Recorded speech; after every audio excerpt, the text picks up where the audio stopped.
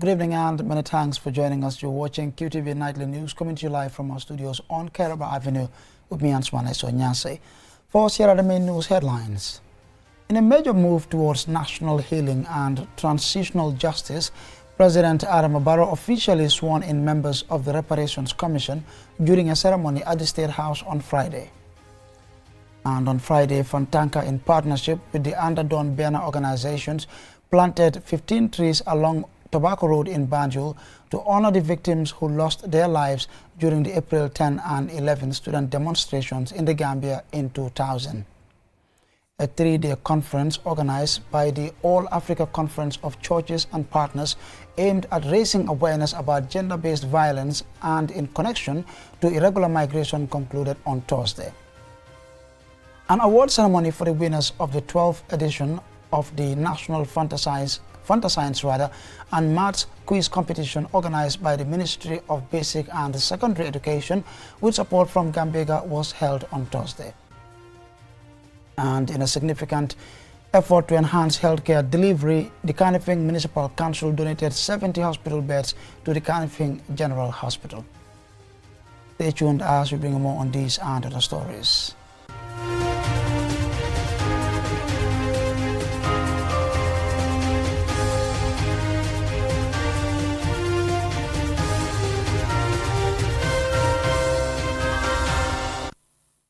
And now here's the news in detail. In a significant step towards national healing and transitional justice, President Adama Barrow has officially sworn in members of the Reparations Commission, marking a new chapter in addressing the long-standing grievances of victims affected during the Jammeh regime. Osman Jatta reports. I, Dr. Badara Loum, having been appointed as chairperson of the Office of the Reparations Commission, do swear that I will be faithful and bear true allegiance to the Republic of the Gambia according to the law. The swearing-in of the Victims' Reparations Commission marks a renewed national commitment to justice for those who suffered grave human rights violations during former President Yahya Jammeh's 22-year rule. In his address, President Adama Barrow emphasized the importance of this moment in the Gambia's ongoing journey towards healing, justice and national reconciliation. I am pleased to disclose that my administration will commit funds annually to the Reparation Fund. We will support your efforts to mobilize additional resources, technical and financial, for the smooth operations of the Commission. Let me assure all the victims and survivors who have waited for too long to receive reparation that my government acknowledges the crimes committed against you, together with the suffering that you and your families and communities have been going through all these years. Between 2018 and 2021, the Truth, Reconciliation and Reparations Commission, TRRC, exposed harrowing truths, including unlawful arrest, torture, disappearances, sexual violence, and extrajudicial killings. Over 400 testimonies painted a disturbing picture of a nation living under the shadow of fear. The TRRC's final report recommended 265 actions, with the government accepting 263, including the establishment of an independent reparations body to address the suffering of victims through justice, support, and recognition. Formed under the Victims' Reparations Act 2023, the Victims' Reparations Commission now holds the legal mandate to operate independent and impartially in fulfilling its mission. Dr. Badara Loum, the newly appointed chairperson of the commission, is joined by Aisatundao, Abdu A. Mane, Safia Tufai, Babanding Dafe, and Ibu Fainjai, a diverse team poised to lead with integrity, empathy, and a commitment to justice. Although reparations are a very important attribute of the transitional justice process, it must not be seen as merely compensating victims for their sufferings. The process must also be seen as being transformative.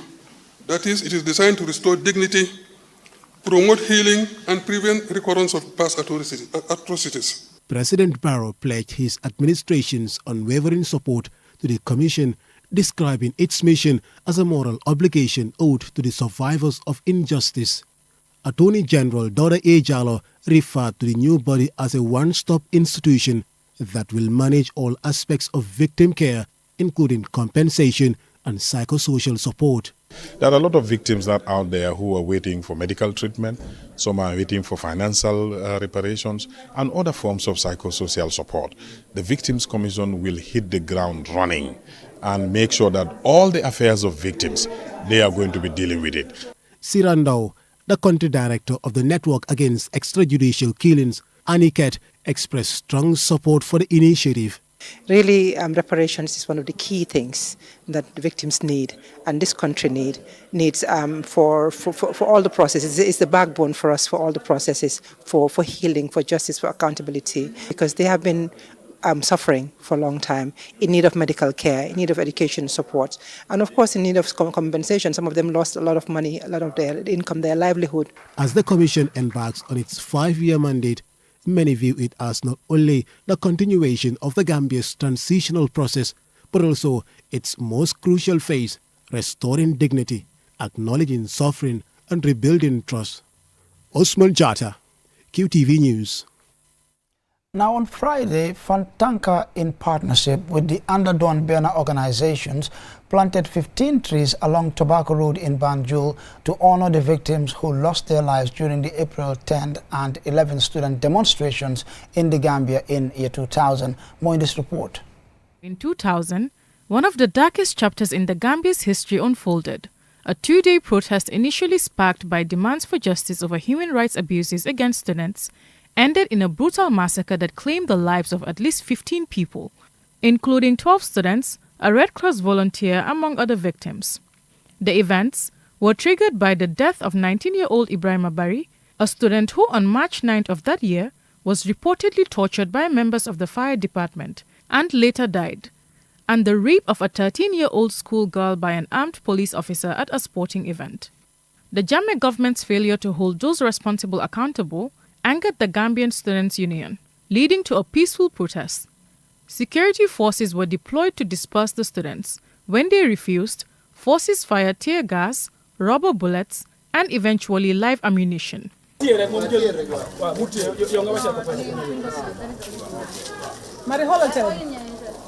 This tree planting initiative aims to immortalize those who lost their lives during the attack, ensuring that their history is not forgotten and that they are remembered for what they fought and stood for. Here are our Da Costa, the Programs and Outreach Coordinator of Fantanka, and Marlene Jobate, the Country Director. So each tree would be planted and named after a victim of the April 10th and 11th. So after the tree planting exercise, the trees are expected to be tagged.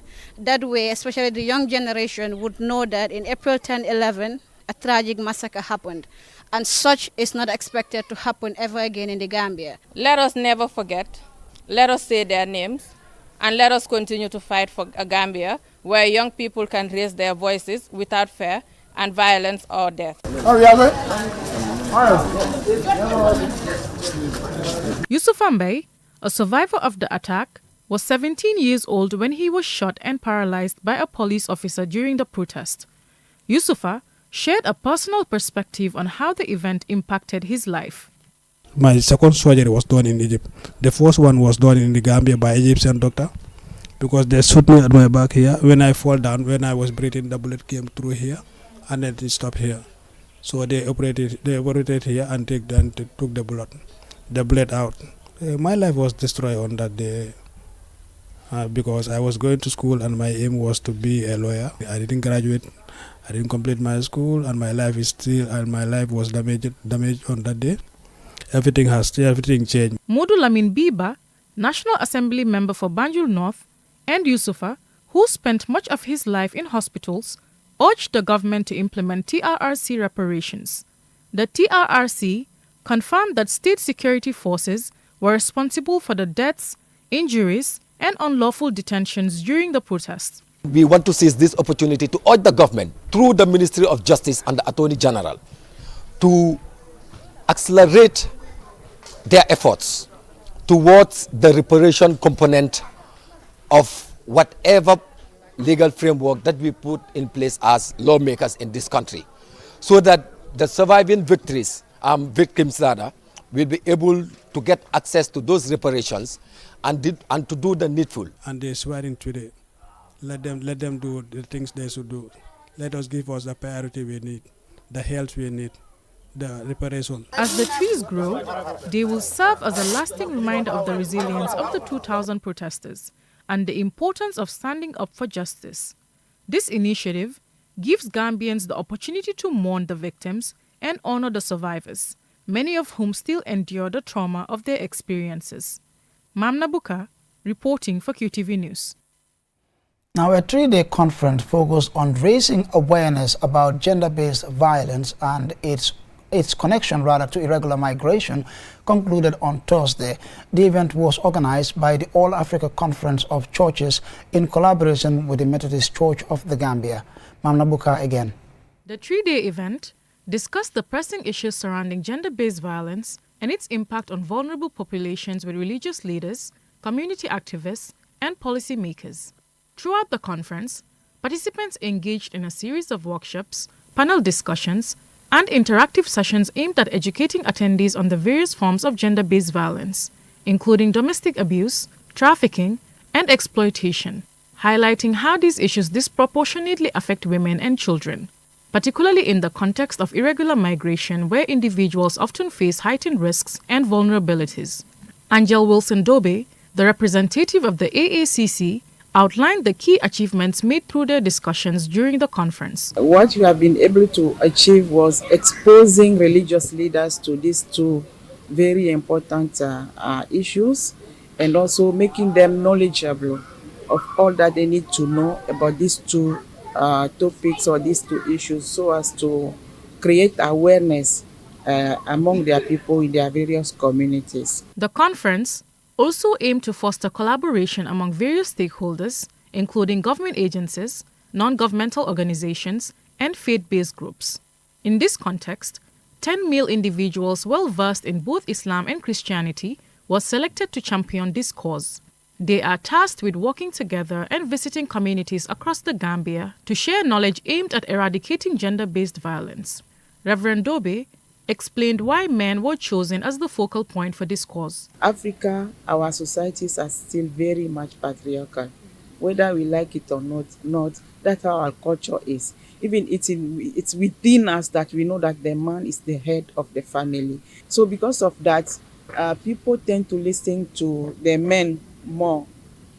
That's why we felt like if in this fight men are involved, then those who are still carrying on some of the harmful cultural practices, when men start talking against it, then people will listen. Here are Harriet Thomas Mandy, a participant in the conference, and Most Reverend Bani Ebenezer F. Manga, presiding bishop of the Methodist Church of the Gambia. The culture of silence, we have to break it up so that at least people will know and people will be sensitized to know that at least what I am encountering, there is somebody somewhere who would be able to assist in whatever situation that I am. It is important that together we end gender-based violence. From a psychological perspective, from a sociological perspective, from a political perspective, from an emotional perspective, from a financial perspective, whatever will give dignity to any other person, we want to be champions of it. With the conclusion of the conference, organizers expressed hope that the discussions and commitments made would result in tangible changes in policies and practices. Participants were encouraged to take the knowledge they gained over the 3 days back to their communities and advocate for a collective effort to combat gender-based violence and protect the rights of vulnerable individuals. Mamna Buka, reporting for QTV News. And from that report there by Mamna Buka, we will take a short commercial break, but when we return, we will reveal the winners of the National Frontier Science and Maths Quiz competition organized by MOPSI and partners, as well as a generous gesture by the KMC aimed at improving patient care at Kanifing General Hospital. Stay tuned. Premium Basalt, now back in stock. In an effort to support the rapid infrastructural development of the Gambia, GATCH is proud to announce that our premium quality basalt is now available at our depot in Saro, near Denton Bridge. Our basalt has been rigorously tested by both national and private laboratories in the Gambia and Cape Verde, ensuring top-tier quality for road constructions, concrete and buildings. Sourced directly from our partner's own quarry in Cape Verde, we guarantee a steady and timely supply thanks to the short shipping distance. We have 03, 38 and 816 basalt in stock to meet all your project needs. Every order is weighed so you receive exactly what you pay for. No guesswork, just precision. Visit us, GATCH Depot Saro near Denton Bridge, or call us at 457-4048 or 533-2009.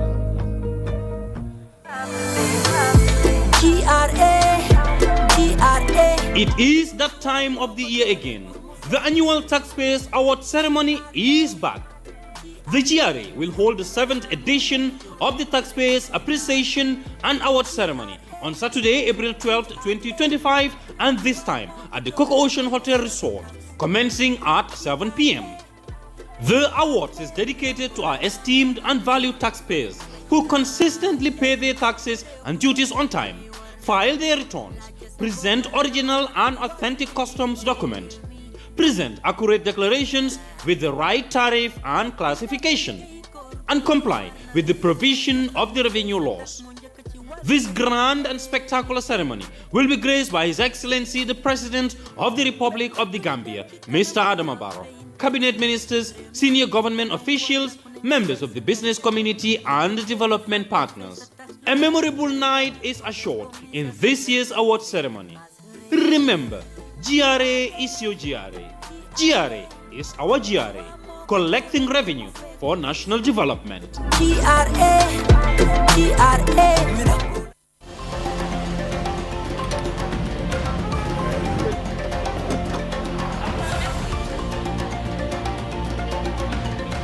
Wow, saya. Ça va?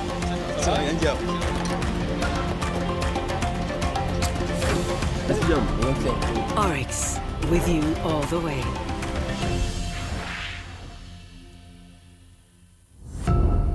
Powered by Africa, Oryx Energies.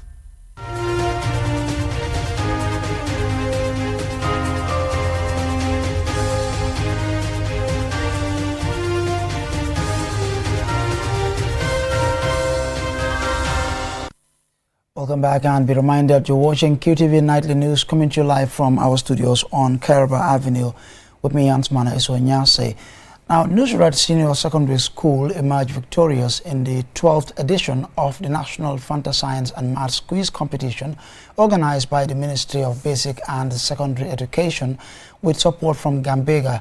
The event brought together students from across the country to showcase their knowledge and problem-solving skills in the fields of science and mathematics. Mamudu Gajaga attended and he now reports. In a nationwide competition featuring 72 schools, St. Peter's Senior Secondary School secured second place as the runner-up, while Charles Jau Memorial Senior Secondary School took third place.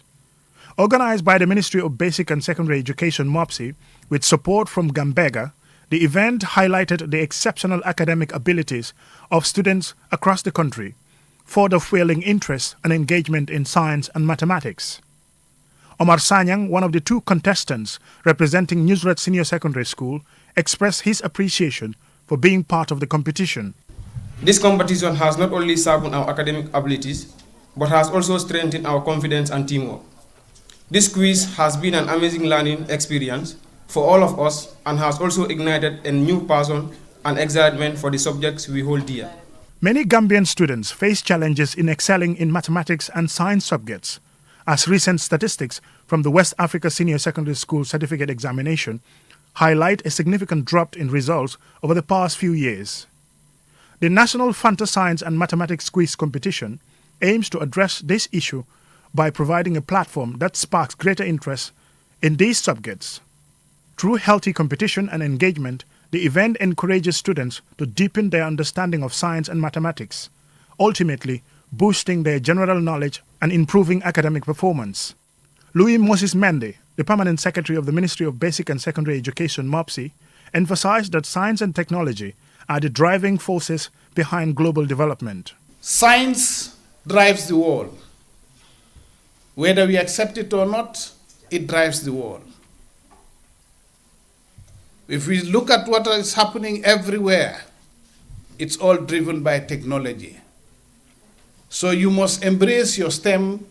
All we can do at the ministry level is to create the environment. The 13th edition of the National Fantascience and Mathematics Quiz Competition for 2025-2026 was officially launched at the award event. Tony Cuever, Gambega country manager, expressed excitement about the company's ongoing partnership with the competition. What we are truly rewarding is not only knowledge, but also the courage to imagine and to solve, to innovate. Science and mathematics are not just school subjects. The outstanding students during the competition were recognized for their exceptional performances. Emmanuel E.A. Olatunde of Nusret Senior Secondary School was named the overall best student, while his fellow contestant, Omar Sanyang, secured second place.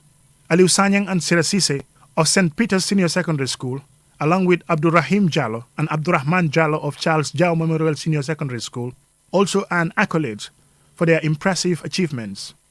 The event not only celebrated student achievements, but also emphasized the importance of these critical subjects in shaping the future. We pay tribute to those who breathe life into these initiatives. They say, a healthy competition is a healthy place to grow. As the competition continues to inspire and challenge young minds, it paves the way for future innovations and academic success. Mamudu Gajaga, QTV News. Now, in a significant effort to enhance healthcare delivery, the Kanifing Municipal Council on Thursday donated 70 hospital beds to the Kanifing General Hospital. This contribution aims to improve patient care and address the hospital's growing needs. Our Bob tells us more. The presentation was held at the Kanifing General Hospital premises, where officials from both the KMC and the hospital gathered to mark the occasion. The donation, part of KMC's ongoing efforts to support public health institutions, is expected to ease the burden on the hospital, which has been grappling with the growing number of patients and limited resources. Ibrahim Asawane is the Director of Admin at the KMC. Today we celebrate a significant step towards improving healthcare, access and quality within the Kanifing municipality, with the presentation of these new hospital beds, a testament to the Council's commitment to the well-being of its residents. Ladies and gentlemen, this is not more than the delivery of equipment. It is a tangible symbol of our Council's commitment to improving healthcare access and quality for our community. These beds represent hope, a promise of better care, and a stronger future for the people of our municipality. The Kanifing General Hospital is one of the busiest health facilities in the Gambia. With the rapidly growing population in the Kanifing municipality and surrounding areas, the hospital is under increasing pressure to step up and meet the rising demands of the public. The Chief Executive Officer of the hospital, Basiru Drame, acknowledged the municipality's commitment to enhancing healthcare delivery and expressed appreciation for the timely donation. KMC has been consistently and persistently given helping hand to Kanifing General Hospital in attaining its desired goal. It is important to note that besides having an adopted ward in the hospital, they supported hospital with many items. Key among them is the hospital ambulance, which we are currently using. And we are using this in helping so many people's hand. We are using this to actually timely, to respond to emergency in a timely manner. We thank KMC for their contribution to saving thousands of lives in this hospital. Talib Ahmed Bensouda is the Lord Mayor of KMC. The Kanifing Municipal Council has taken a proactive role in facilitating these efforts, spending close to $1 million to cover the full cost of brand new mattresses for all the 70 beds donated, as well as the shipping, clearing, and necessary to ensure the beds arrived in the Gambia promptly and in good condition. I would like to take this moment to extend my heartfelt appreciation to also our diaspora community for their unwavering commitment to giving back to their homeland. Their contributions serve as a powerful reminder that development is a shared responsibility transcending borders, generations, and sectors. The goal of this initiative is to improve patients' lives by providing them with a safe, dignified, and comfortable environment for treatment and recovery. For QTV News, I am Bob. And now in international news, approximately 14 million children are at risk of experiencing disruptions in essential nutrition support and services due to anticipated global funding reductions. This alarming development was highlighted by UNICEF during the Nutrition for Growth Summit in Paris. Aisha Tupari reports. The potential reduction in global funding are expected to significantly heighten the risk of severe malnutrition and mortality among children, as emphasized in the UNICEF's preliminary analysis. This course could reverse decades of progress made in the fight against malnutrition, threatening the lives of millions of children worldwide. UNICEF's Executive Director, Catherine Russell, highlighted the magnitude of the setback, stating, "Since 2000, the number of stunted children under 5 has decreased by 55 million. Saving the lives of millions of severely malnourished children. However, significant funding cuts threaten to undo these achievements and endanger the lives of millions more children." Her remarks underscore the urgent need for sustained investment to protect the gains made so far. In addition to the risk to children, the number of pregnant and breastfeeding women, along with adults and girls facing acute malnutrition, has surged to 25% since 2020, rising from 5.5 million to 6.9 million. This increase in trends compounds the urgency of maintaining robust nutrition programs to prevent further harm. The situation in the Gambia further illustrates the devastating effects of malnutrition. Many children, especially those in rural areas, remain undernourished despite ongoing efforts. UNICEF continues to support the government of the Gambia in improving nutrition outcomes through integrated nutrition strategies in primary healthcare services. As a result, exclusive breastfeeding has increased from 47% to 54%. Childhood malnutrition and stunting have decreased from 25% to 18%. Wasting has been reduced from 9% to 5%. And underweight prevalence has fallen from 15% to 12%. In light of these challenges, UNICEF is calling on governments worldwide to increase national budgets for nutrition programs and flexible funding initiatives to support the health and well-being of children and women. Without these investments, the world risks losing the hard-won progress made in reducing child malnutrition and safeguarding the future of millions of children. Aisha Tubari, QTV News. And I'm afraid this is where we draw the curtains on this bulletin. Do join us tomorrow, same time for more news. Until then, on behalf of the entire production team, thanks for watching.